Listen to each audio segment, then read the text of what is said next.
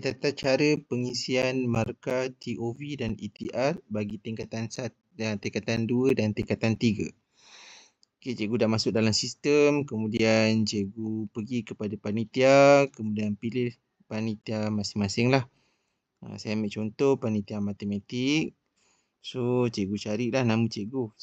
Atas ni sesi pagi, bawah sesi petang. Saya ambil contoh Cikgu Rahman. So, kita tekan button TOV ETR. Button yang kedua ni. So, dia akan masuk kepada ni Google Sheet ni. Tempat untuk kita isi markah. Pertama sekali cikgu pastikan betul-betul ni atas ni nama cikgu. Kalau nama cikgu lain, cikgu maklumkan pada saya dulu.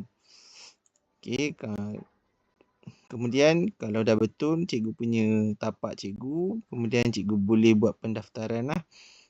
Pertama sekali kita buat pendaftaran kelas. So, tingkatan 2. Cikgu daftarkan semua kelas cikgu. 2 UTM. Contohlah 2 UTM, subjek matematik. Cikgu Rahman ajar kelas 2 UPM. Kemudian, katakanlah cikgu ada ajar subjek lain selain matematik, cikgu boleh gunakan tapak yang sama juga. Katalah cikgu Rahman ajar 2 Unima Sains. Sains. So, cikgu selesaikan pendaftaran kelas cikgu kat sini untuk tingkatan 2 ataupun untuk tingkatan 3. Kemudian dah selesai, barulah kita isikan markah. So, MP1, cikgu pergi kat bawah ni, tab MP1. So, dia dah automatik lah. Cikgu daftar tadi 2 UTM matematik. So, dia automatik 2 UTM pelajarnya dan subjek matematik. Dan untuk TOV kita akan gunakan UASA tahun lepas kan. Jadi, saya dah autokan dah kat sini. So cikgu dah tak perlu nak cari TOV, cikgu hanya perlu isikan target cikgu saja, ETR. Berpandukan kepada keputusan KP ataupun penuh KP masing-masing lah. Nak tambah berapa ke. So bergantung kepada panitia masing-masing. Alright. So jadi cikgu boleh isilah kat sini. Katalah 54, nak jadikan dia 60. Cikgu isilah.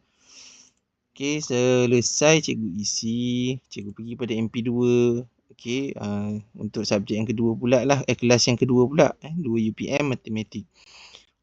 Cuma saya nak maklumkan sekiranya pada TOV ni ada NA. Ada NA ni maksudnya pelajar ini mungkin tahun lepas dia tak ada kat sini. Dia mungkin baru masuk. Jadi NA ni dia tak adalah markah dia tahun lepas UASA.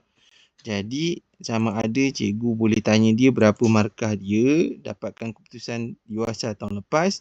Ataupun kalau sukar, cikgu letaklah yang paling minimum. Cikgu letaklah 1 ke. Sebab kita tak tahu. Cikgu boleh tulis je 1 kat situ.